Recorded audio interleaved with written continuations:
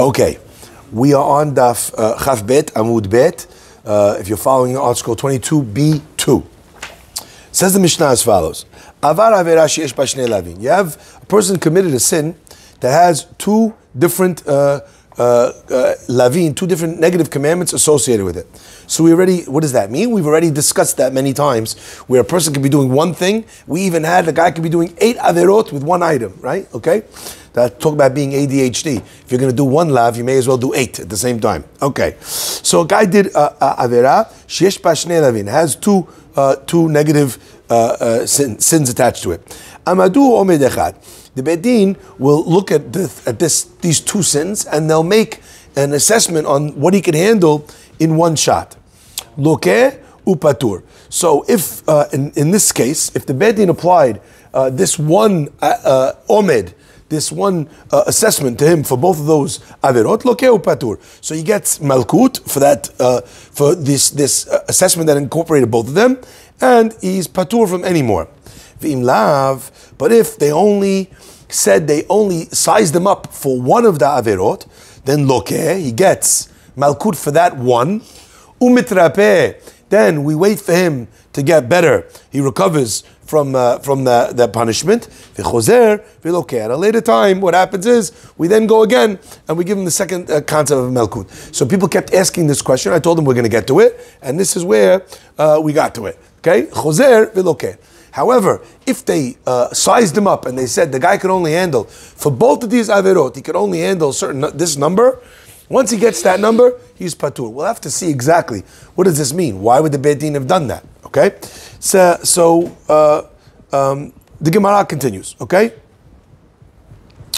V'atanya, how could this be? You're telling me that you could look at a guy who did two malkut, two averot that require malkut, and they did one omed of the guy could handle 32 lashes, and then the guy's patur from the second one, right? V'atanya, the Braita says, en omdim omed echad lishnei lavin. You can't do one assessment for two sins, again, which obviously makes sense. What should you do instead? You have to do each one apart. And over here we're seeing that they did two together. What is the case that they did this? Gemara says, Amarav Sheshet. Sheshet says, Lo kachya. There's no question between the Mishnah and the Braita. Hadam du la'arba'im v'chada. When the Braita says that you can't have two assessments, one assessment for two things, where they thought that this guy could handle, right, 41. So since he can only get 39 from the Torah, so we don't give him any more than 39, because as we said, arba'im yakenu, right, lo yosif, you can't do more. Hadamdu arba'im v'tarti. In the Mishnah where it says that he could do two makut for one omed, that Mishnah is talking about with the case where they expected him to be able to handle 42. Now, what's the difference between 42 and 41? So if you remember, we talked about the idea that you could only have lashes in an amount of 3s.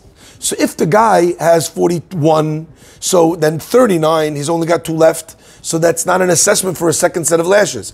So if we looked at this guy and we said the guy can handle 41 for these 2 averot, in other words, instead of 20 and 20, he can handle a certain number. So once they gave him that number, that's the physical amount he can handle. So we can't now give him the second set. The case of the Mishnah where they were able to do one omed for two cases is when it was divisible by 3. And since it was divisible by 3, right? The second time he would get the remainder of the assessment, but not the full amount of what 2 39s would equal. Okay? Now, this was not enough for me. Can I ask you a dumb question? Go ahead. No questions are dumb. The Beit Din knows they can only assess it in groups of 3, right? Yeah. So why would they assess it 41? Why would they have made a mistaken assessment? Oh, so here's the point. It's not that we decided that this is what he should get. It's we decide what he could endure physically. So it's not like I'm going to say, okay, well, you know what, we're going to give him 42 because that's what he can handle. How many can he handle? He can handle 41, so that's what we assess him for. If you can endure 41, you could probably endure 42. No, If you're enduring 41, that means you're enduring 39. No, that's not the case. In other words, in physical assessment, we give exactly what we think he can handle. Okay, there's a specific number. And if that number is less than divisible by 3, so it's like we're rounding it off to the nearest divisible by 3 number. So in a case, now, I don't know, I found this Gemara very hard to swallow. So that's one question that Morris asked. There's got to be another question that anyone who's learning this Gemara has to ask. I just want to see if anyone else is bothered by this. Does it come from in the beginning of the Gemaras when we spoke about not punishing twice for the same thing, or once he endures one punishment, he's good? No. Okay. No, I'm not, I don't mean that. Because if you do two things at the same time, you assess one penalty, and that's it. They let you go. No, you would assess for each one, like the end of the Mishnah. That makes sense. Mm-hmm. If I did 2 malkut, so what should they do? They should give me 1 malkut. I can't handle anymore. Let me recover and give me another malkut. I shouldn't get off scot-free. We never had that halakha that you would get off, for free. I remember we talked about a guy gets lokeh 5 times. So what was the answer? The answer is for each one of those aberot. Okay? So I just want to point out, let's look at Rashi together. Amedu le'arba'im ve'echad. Yeah, you see it? It's 5 lines into the wide lines. Rashi. Amedu le'arba'im ve'echad. Kol ma she'omdim alav ad 39 chashvina mishum chad lav. Up until 39, what do we consider that amount of lashes? We consider that for this person 1 lav. Okay? Tekachu dino le'malkut 40 chaser echad alav echad, because that's the max you could give for 1 transgression in malkut. V'mosifin alav afilu 3 makot dehavu lo 40 v'tarti. If they added on just 3 more, that's 42. Chashuvin otan 3 omed le'elav ha'acher. We would consider the remaining 3 as being evaluated for his second 3. V'im lo hosifu ela 2. But if they only thought he could deal with 2 more, we do 39 for 1, and he gets more malkut afterwards.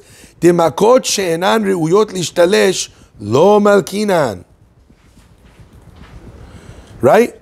Because the more than the 3, less than 3, we never give malkut for.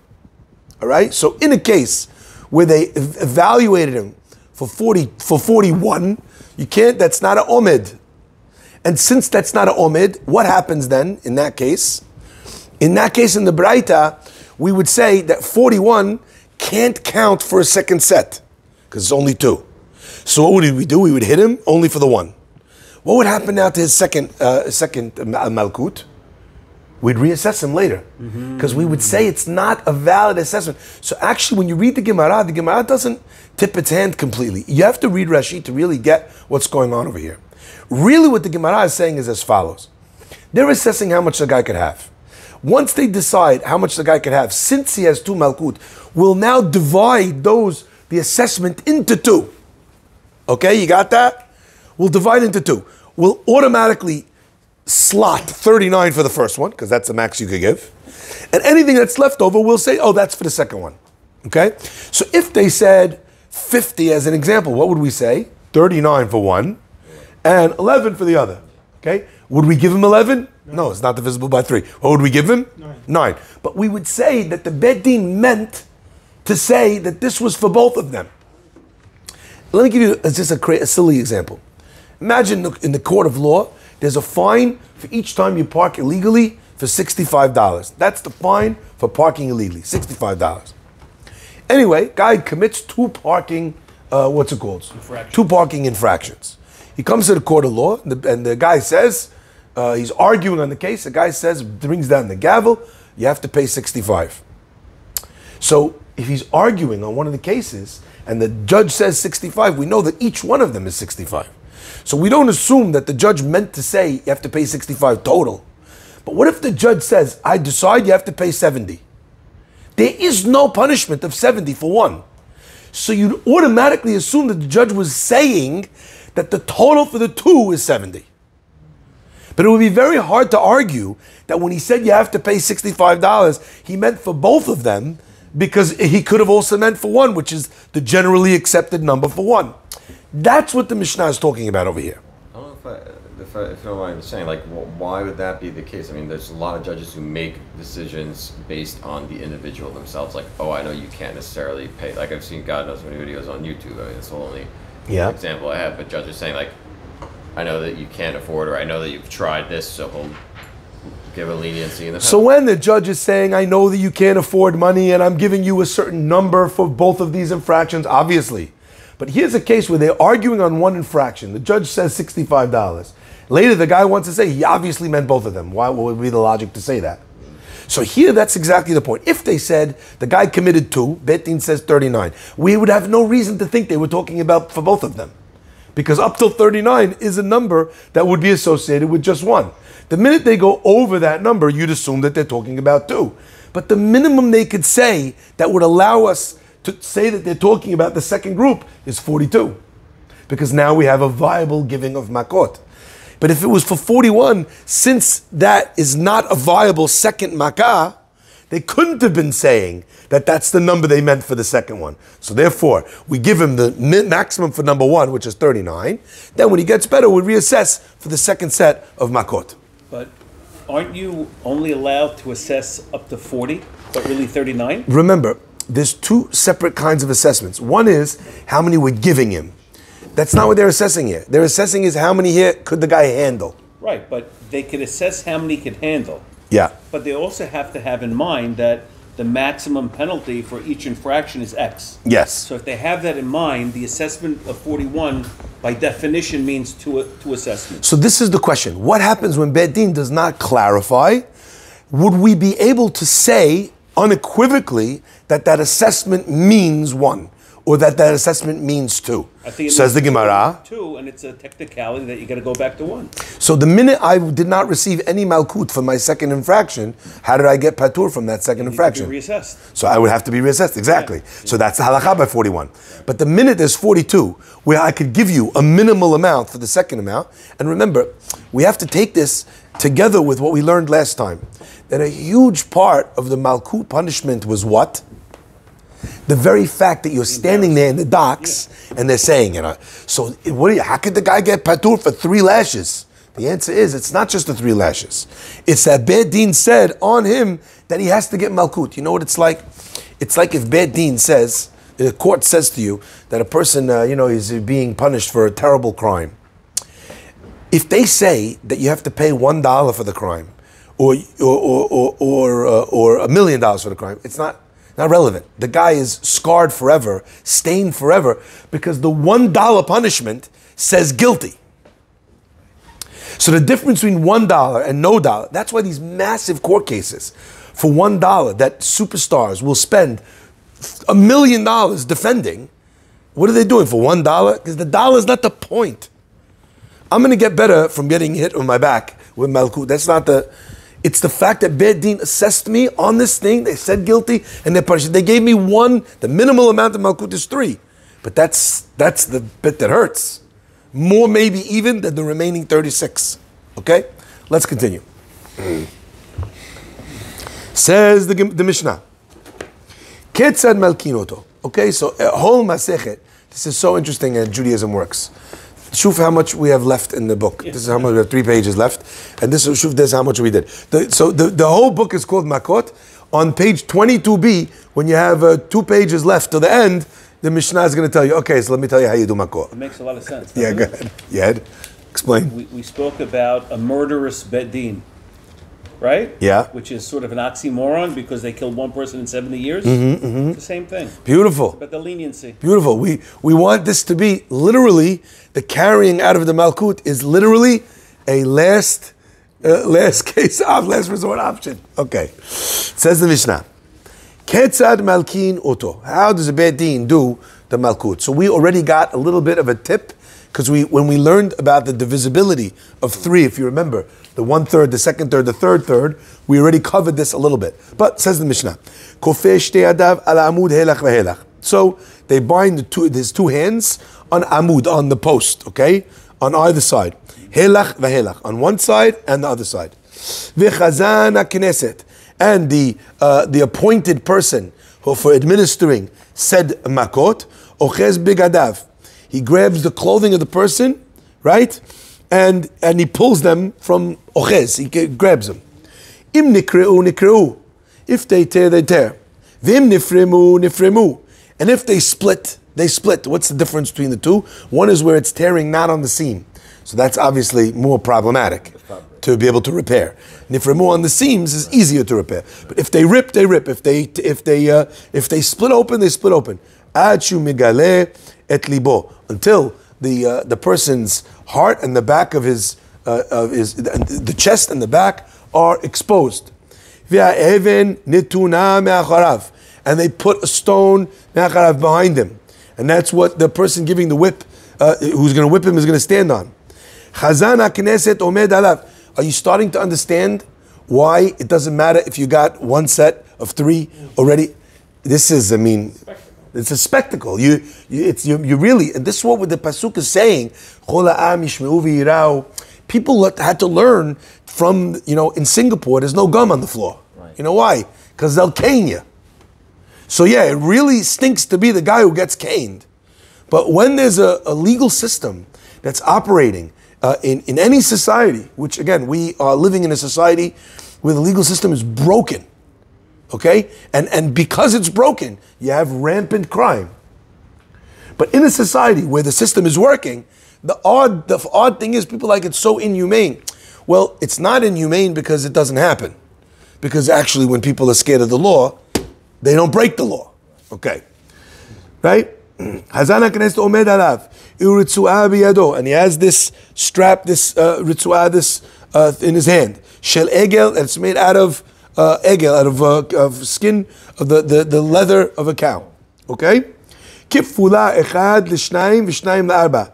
It's doubled once on itself and then second on itself again.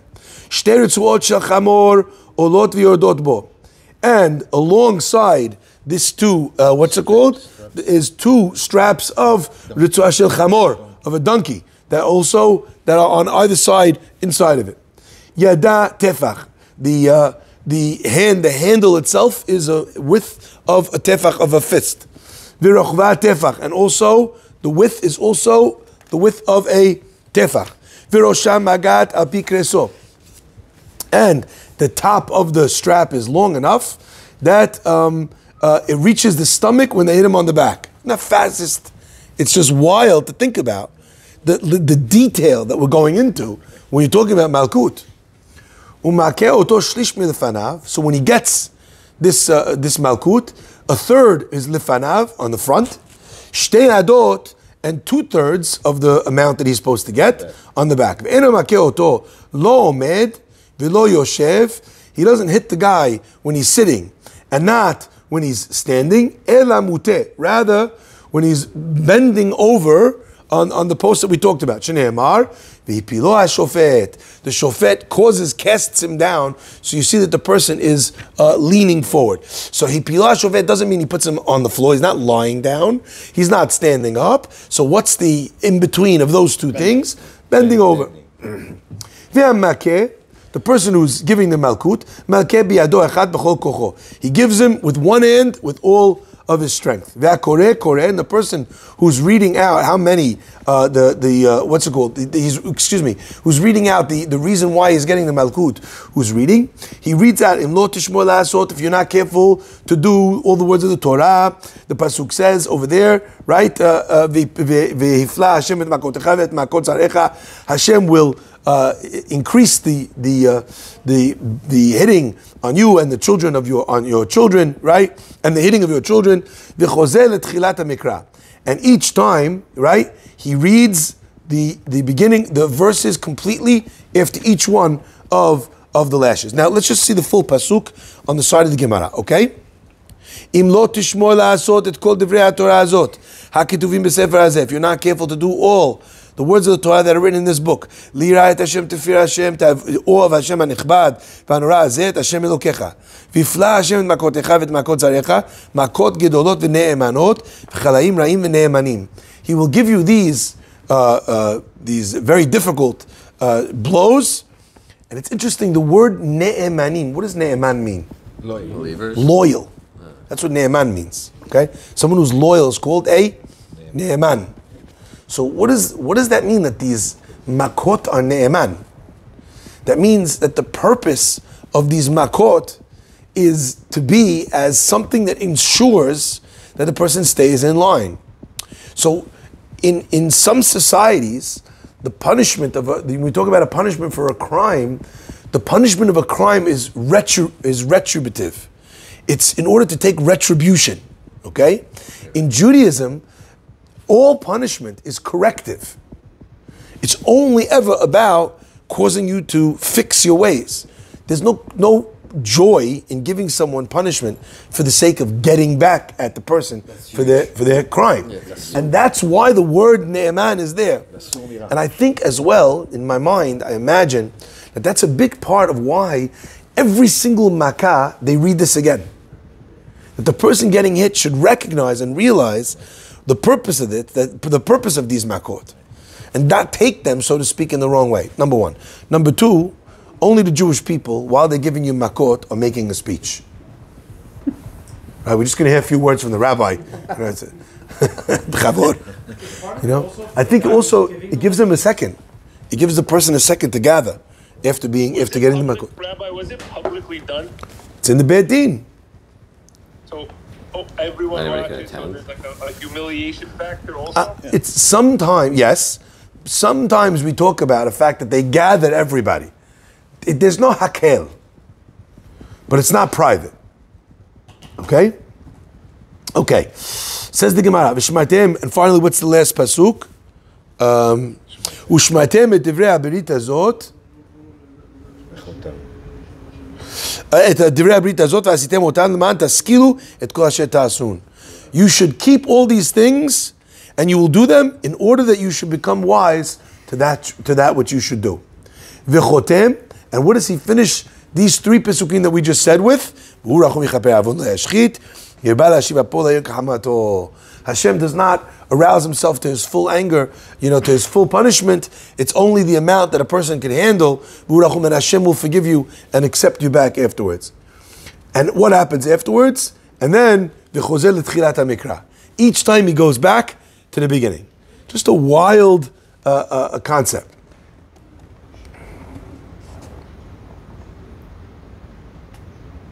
Now, we're going to see how and when the person read it.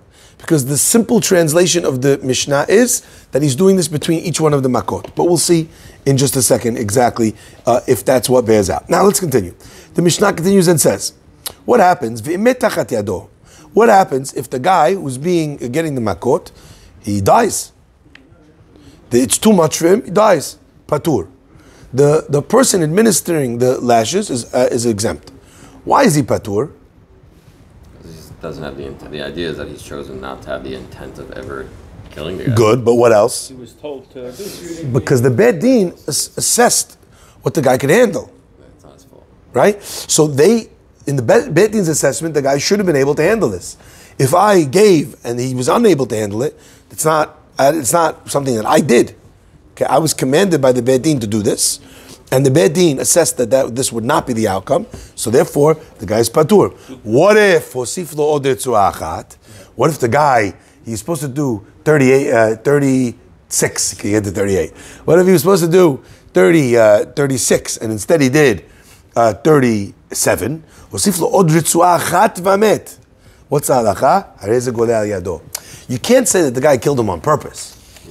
Right? You can't say he killed him on purpose. But we say that that's considered someone who killed accidentally, and it's goleh. Now remember what we talk about by galut has to be that it's coming in a downward motion. So that's what's happening. It's in a downward motion. Okay? Now, one last thing I just want to say. It's a very interesting thing to me. Why would we say that that's galut? Beit Din said the guy could handle 36. What does that mean he can't handle? 37. So if I gave him an extra one, why do I get galut? Maybe I should get death penalty. Maybe he forgot to count. Yeah. But you're not counting the first 36. Does that make sense? Sorry? The first 36, it's as if the first 36 he didn't I'm sorry. Never mind. That's a good point. Yeah. So it's as if he never did the first 36. It's as if he gave him one lash as only opposed to one lash. 37. Yeah, but that's like saying I'm not obligated for pushing you 1 foot. But if I pushed you 36 feet to the end of a cliff, and now there's half a foot left, and I push you only 1 foot, that's that. And the point is, at that point, you know that he's 1 lash away, Right. because otherwise they would have assessed him for more. Right. So there's a question over here. Why is it only Right. galut?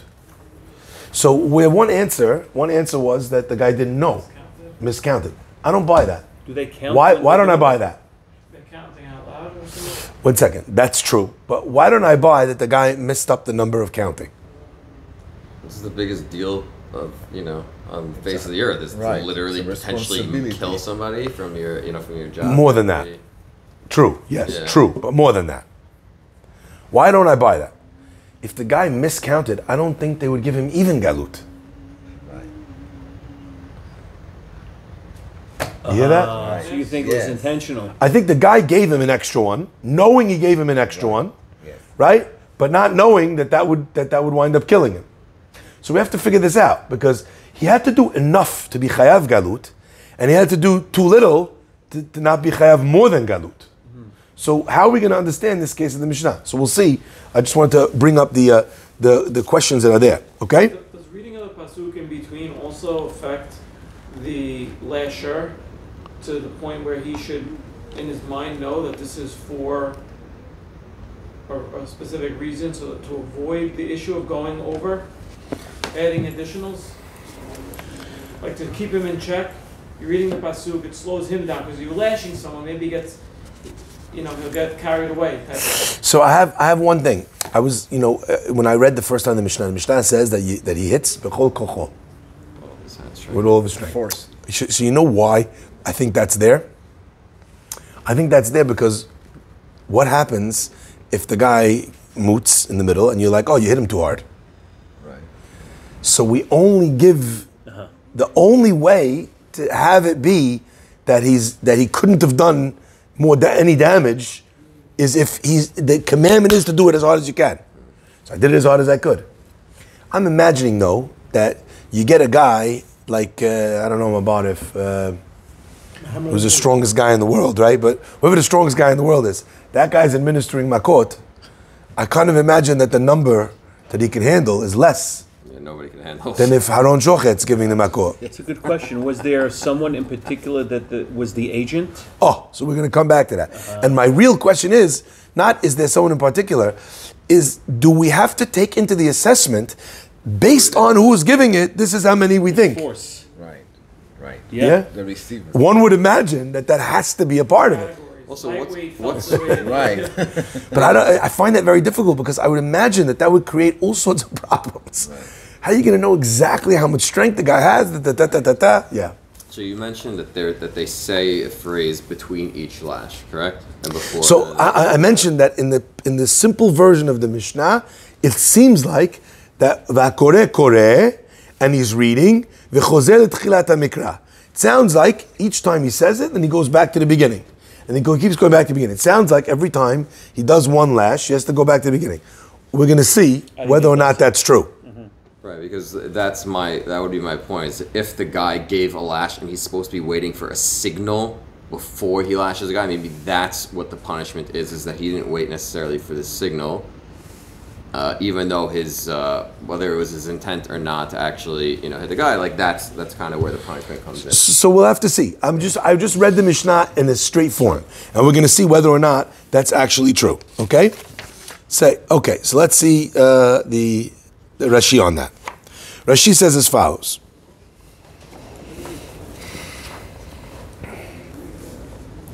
Ve'akore, you see, 4 lines on the bottom.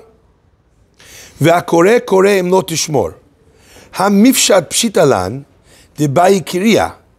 Didn't we learn, we already understood, that you need to be able to read while you're lashing, kida'amaran, like we learned in Masechet Kiritot. Yes.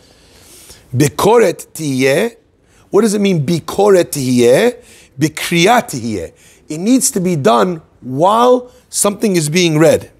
Dilahachi katani hacha ve'akore. And therefore we're saying over here, ve'akore. So from the Mishnah in the Gemara in Kiritut, the Gemara we said that Bikoret Tiyeh means Bikiriyat Tiyeh, that the Makkot happens with reading. So that means we learn from there that's how the Makkot are administered. Okay? Now, it turns out, yeah, sorry? When we're moving on to the Mishnah, I just have a question. We're not moving on to the Mishnah yet. Okay? So now, again, remember, I gave you the simple pshat, the reading of the Mishnah. I want you to look for 1 second at note 41.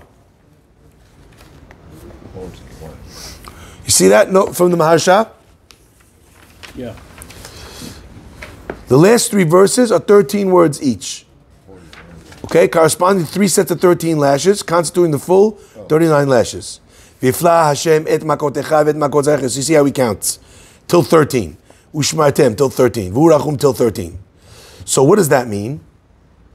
I mean, it makes a lot of sense that if we chose out of the whole Torah 3 verses that have 13 words exactly in them, right?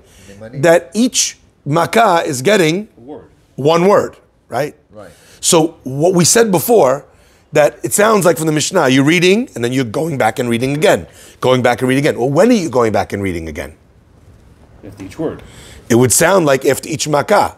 Right. Okay? Yes. So the Maharsha says, the first verse, Imlot Tishmor, right? Because that one does not have 13 words. It has many words. 1, 2, 3, 4, 5, 6, 7, 8, 9, 10, 11, 12, 13, 14, 15, 16, 17, 18, 19. Right? It has more. So that is going before, that happens before you start. So first you read Imlot Tishmor. Then you go into the second and the third and the fourth verse. Okay? Because second, third, and fourth together are 39. So what would that mean? How are you reading it? How would we understand that the Mishnah is now going? So you would say, V'hifla, boom. Boom. Boom. Each one is doing one. Right. I have a question then. Then you can't make a mistake. How could you go back? No, you make a mistake, that was what he said. Aren't you counting? But hold on, we'll come back to that. What does the Mishnah mean? V'chozer v'koreh. Maybe if the You reading repeat. And I'm going back and I'm reading. Repeat. What does that mean? If you're reading one word each time, so, and you have 39, and I have exactly one word for each, so then the maximum I could get to is the end of the 4th pasuk. So what if you're reading Ve'ifla Makotecha every time before What the about if he word has another round of Makkot? Ve'ifla? So if he has another round of Makkot, so the Mishnah is giving me the recipe for each round of Makkot. The Mishnah doesn't need to tell me v'chozer v'koreh. Okay? So the Mishnah over here is very confusing. I'm talking about just using simple logic. So again, now that we understood this Maharsha, so you're reading the first verse before you do even one. Now you go, let's say the guy gets 3. So what would you read? V'hifla amonai et. Now he's only got 3, the guy. Where's the case a guy's getting only 3? We just had it. If they evaluate him to 42. The 39 he got, second round he got 3, okay? So the guy got 3. What do we do now? V'ifla amonai, he gets the whole Im Tishmor, and then he gets V'ifla amonai et. What do you do at the end? You could probably read it afterwards, so it's not, you didn't say Hashem's name in vain by not saying the full pasuk. V'ifla amonai. V'chozer mean. So that's the question. There's never a scenario where you're going to run out of words. Okay? So now let's still take a look again at the notes over here. See number 37? According to our version of Mishnah, what does v'chozer v'koreh mean? Appears twice, here and again later. After the listening, since it's clear, it does not begin to repeat the verses until he's completed all of them, this first appearance of the phrase is seemingly an error. So Tiferet Yisrael takes out the v'chozer v'koreh. Because it can't be. Because it says v'chozer v'koreh afterwards. According to their version of Talmud Yerushalmi Rambam, the judge recites only the above 2 verses, then repeats them. The passage beginning Ushmartem until the Tchilat HaMikra is omitted. According to that opinion, we're removing the second category. So even though the Mishnah seems very straightforward, the only way this Mishnah makes sense is if you're reading the whole thing on like a repeat. And it's not makkah by makkah. And you're just reading it while it's happening. So what is the Maharsha telling you that there's 13 words, 13 words, 13 words? Not that you read one word for each makkah, but it's representative of 39 lashes that we're reading these Pesukim. But we're reading them while it's going on. So what does V'chozer V'koreh would mean? So the simplest way I would say the Mishnah is according to the Tiferet Yisrael, we remove the first V'chozer V'koreh. And what are we actually doing? We read the first Pasuk like the Maharsha says before you start. Then you read the next 3 Pesukim, but the guy is giving it with all of his strength. Each time he needs to gather again, do it again, hit him again. So since each time, you would imagine that the guy would need to gather, would need to fix himself, make sure the guy's standing in the right place. The judge is continually reading. So what does he do if he finishes? He starts again. What is the 13, 13, 13? It's just that this is why we chose these Pesukim to read while the Makkot are happening, but not at a certain cadence or pace. Which now answers your question. Got it. That's why the guy can make a mistake. So it's a fluid process. It's a fluid process. That's, to my mind, the simplest way of understanding the Mishnah. If you go through all these different opinions, which words should you take out, which words should you add in? But of course, like many other things, there would be a machloket, and we'll wait for Eliyahu and Avi to decide what happens. Inshallah, by the time Eliyahu and Avi comes, there are no more Makkot. Inshallah. Right? Big question. They say that the mitzvot of the Torah will be relevant even after the time of Mashiach comes. But if there's no Yetzer Hara, there'll be no Averot. If there's no Averot, there's no Makkot. Makkot is one of the mitzvot in the Torah. So what will happen to those mitzvot? They'll omit them. They'll omit them, but it says that they'll be again relevant after the time of Mashiach. Okay, maybe it will be a mitzvah that's there, but not administered. Like we have now mitzvot that we can't do, like Beit HaMikdash. They'll have then mitzvot that are mitzvot, but just not being fulfilled. Okay. Says the Gemara. Says, okay, so we finished the Mishnah, correct? No, there's continuous. V'imet. Sorry. Harei goleh al yado. Okay? Nitkalkel. What happens if the person, unfortunately, goes to the bathroom? Okay?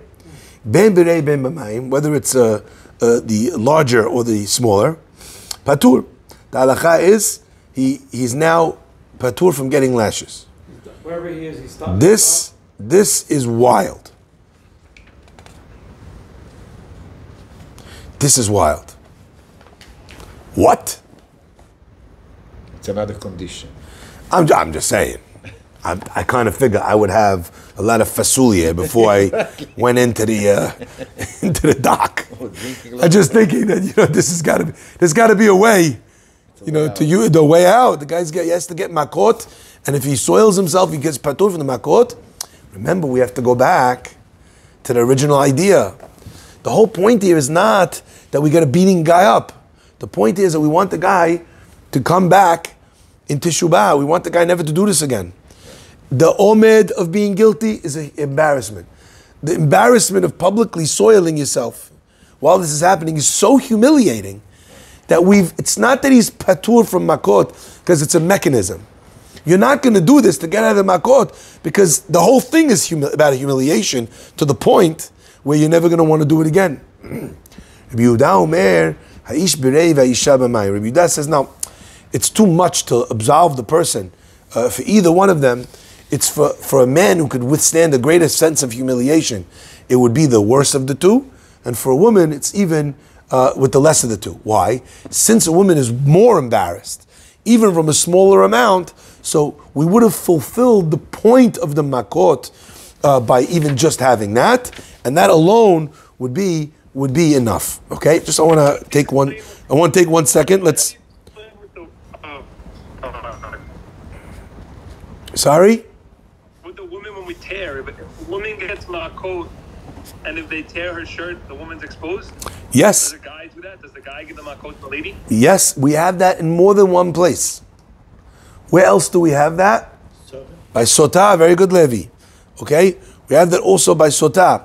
By Sotah, there's the ripping of the shirt, and that's also for that reason. Okay? Sorry? You shave like a pumpkin. You shave the woman's body to make sure that. Yes, but that might not be the reason why it was necessary. A woman might not have had anything that you needed to share. to shave. But the same point is that it's what we want for her to have in the case of sotah is we never want a woman to be drinking those waters. We want her to be admitting. And if she's not admitting because of her ego, she's going to die. So making the process something which is embarrassing actually causes her to say, actually, I admit it, I made a mistake. Please, don't give me this, the mesota. So part of the humiliation is, again, for her own benefit, that she should not go through with something if she's guilty. They go through great lengths to avoid going through the process. Yes, and they read the thing to her and they try and frighten her so she shouldn't do it. The only woman that we want drinking the sotah is an innocent woman. She gives birth to a boy. Yeah. And also it reinstates the marriage. The guy knows that she was 100% faithful. Because the sotah water proved it. In fact, in that scenario, it allows for the husband and wife to be able to rebuild the trust in the marriage. Right? Could you imagine you had that mechanism to be able, when a person, there's no way for him to know. Because you trust her, could he carry on? Is their love intact? It's a double check on both sides. It's a double check, as Harry, one of the first Masechtot, right? You finished with Sotah. Okay, beautiful. So I just want to show you the word from the last words of Rashi. Nitkalkel patur. Why? Tichtiv v'nikla. The pasuk says v'nikla achicha le'enecha, and your brother will be shamed before you. V'harei nikla, and he's been shamed. Last Rashi on the page. So you see that the purpose of the Makkot, again, was not retribution. If it was retribution, we don't care if you're embarrassed. This is what you did the crime, do the time. But in Judaism, the point was not to punish for the sake of punishment. The point was to be able to bring the person back. And when the person has had that humiliation, then that's already enough to make them lose a taste to be able to commit another crime. Be'ezrat Hashem. Baruch Adonai Le'olam. Amen ve'amen.